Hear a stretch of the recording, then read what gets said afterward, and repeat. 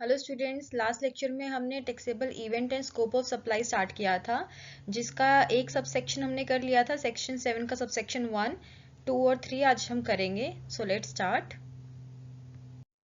चलिए सबसे पहले हम देखते हैं सेक्शन 7 का सब सेक्शन 2, जो कि है नॉन टैक्सेबल सप्लाईज के बारे में। नॉन टैक्सेबल से हमें समझ में आ रहा है भी ऐसी सप्लाई जिस पे हमने टैक्स नहीं लगाया, या फिर ऐसी एक्टिविटीज जिनको हम सप्लाई से एक्सक्लूड करते हैं, मतलब उसमें हम शामिल नहीं करते। यहाँ पे बच्चे ऐसी एक्टिविटीज के बारे में पढ़ेंगे जिसको ना तो तुम गुड्स की सप्लाई मानते हो, ना ही सर्विसेज की सप्लाई मानते हो। सो इसमें आप दो एक्सक्लूजन के बारे में डिस्कस करेंगे। फर्स्ट एक्सक्लूजन, एक्सक्लूजन मतलब ये है बच्चे यहाँ पे कि इन चीजों को एक्सक्लूड किया गया है, तो हमने फर्स्ट एक्सक्लूजन लिखा और सेकंड एक्सक्लूजन लिखा है। फर्स्ट एक्सक्लूजन हमारा क्लॉज ए में है, जिसमें हम ऐसी एक्टिविटीज के बारे में डिस्कस करेंगे जो कि शेड्यूल 3 में दी गई है। इन एक्टिविटीज को हमने एक्सक्लूड किया है सप्लाई से, नहीं मानेंगे इसको। सप्लाई ऑफ गुड्स भी नहीं मानेंगे, सप्लाई ऑफ सर्विसेज भी नहीं मानेंगे। दूसरा हमारा है सेकंड एक्सक्लूजन, जो कि क्लॉज बी में है। इसमें बेसिकली ऐसी एक्टिविटीज है जो कि गवर्नमेंट के द्वारा की जाती हैं। इन एक्टिविटीज के बारे में डिस्कस किया गया है जिसको भी आप सप्लाई नहीं मानोगे। सो चलिए इसको हम डिटेल में डिस्कस करते हैं आगे। चलिए सबसे पहले हम बात करते हैं नॉन टैक्सेबल सप्लाई में क्लॉज ए की। बच्चे क्लॉज ए कहता है कि जो भी एक्टिविटीज शेड्यूल 3 में स्पेसिफाई की गई हैं, उन एक्टिविटीज को हम ना तो सप्लाई ऑफ गुड्स मानेंगे और ना ही सप्लाई ऑफ सर्विसेज मानेंगे। तो ये कौन सी एक्टिविटीज हैं ये आपको पता होना चाहिए।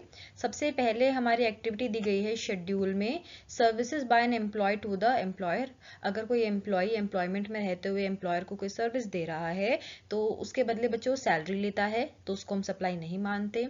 दूसरा, अगर कोई कोर्ट या ट्रिब्यूनल कोई सर्विस प्रोवाइड कर रहा है, उसको भी आप सप्लाई नहीं मानोगे। यहाँ पे कोर्ट से मतलब है डिस्ट्रिक्ट कोर्ट, हाई कोर्ट और सुप्रीम कोर्ट।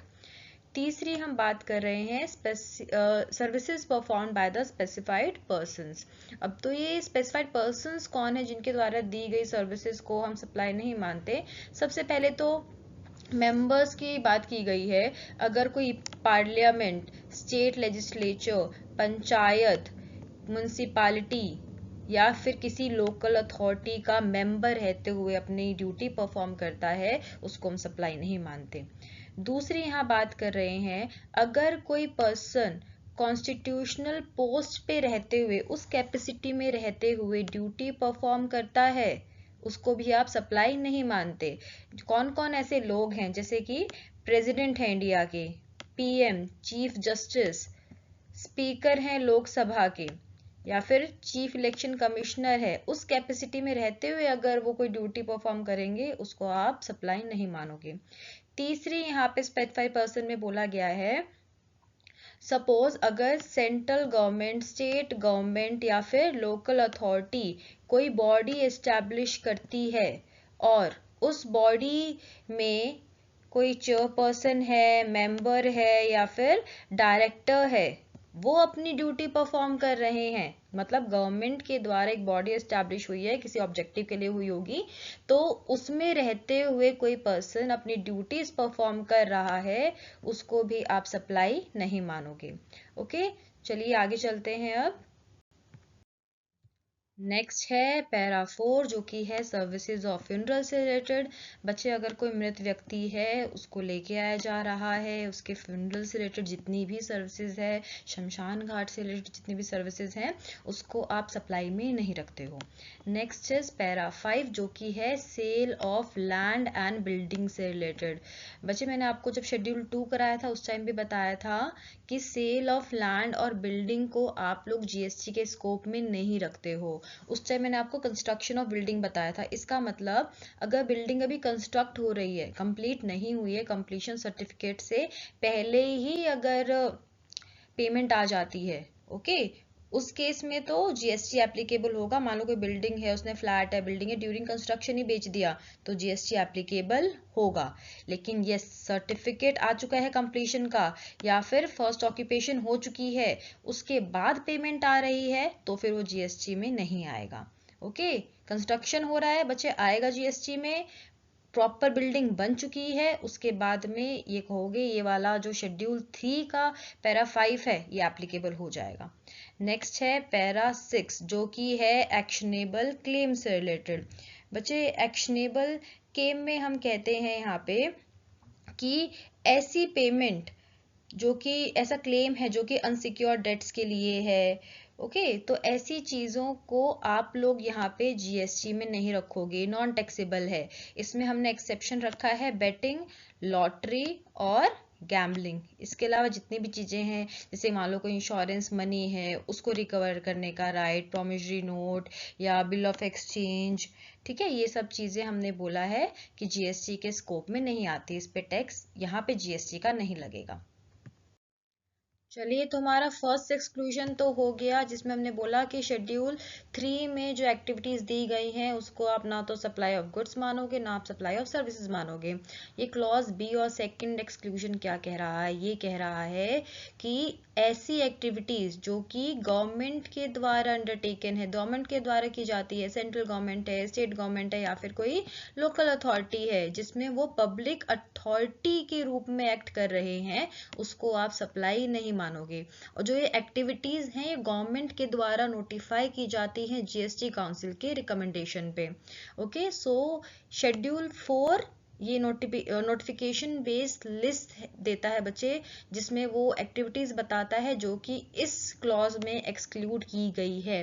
जनरली हमारी दो तरह की चीजें आती है इसमें, एक्टिविटी हमारी पंचायत या फिर म्यूनिसिपैलिटी फंक्शन से रिलेटेड हमारी एक्टिविटीज आएंगी इसमें, और एक हमारा अल्कोहलिक लिकर लाइसेंस से रिलेटेड आएगी यहाँ पे चीजें जिसमें आप बोलोगे कि यस इसको हम सप्लाई नहीं मानते, इस पे जीएसटी लागू नहीं होता।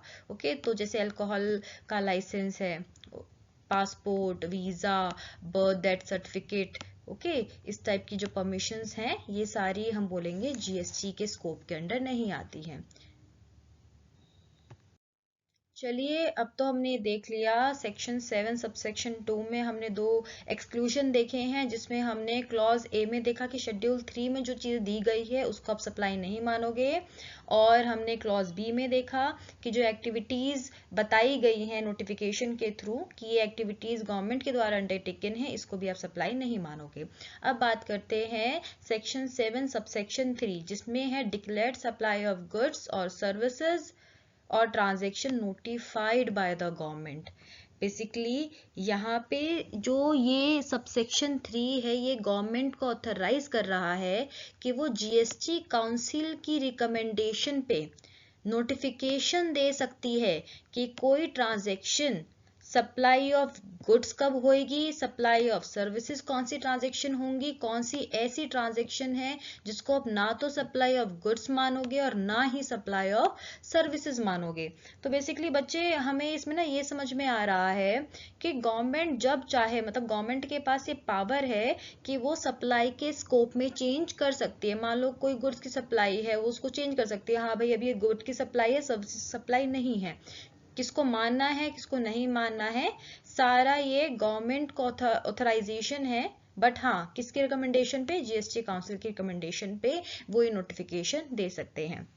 ऑल राइट ओके स्टूडेंट्स, इसी के साथ स्कोप ऑफ सप्लाई का सेक्शन 7 यहाँ पे कंप्लीट होता है। आई होप आपको ये लेक्चर क्लियर है। अगर कोई भी डाउट है तो आप मुझे नीचे दिए गए कमेंट सेक्शन में बता सकते हो।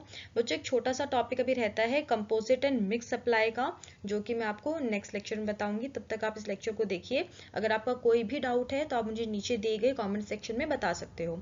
Thank you for watching and don't forget to subscribe for more such videos.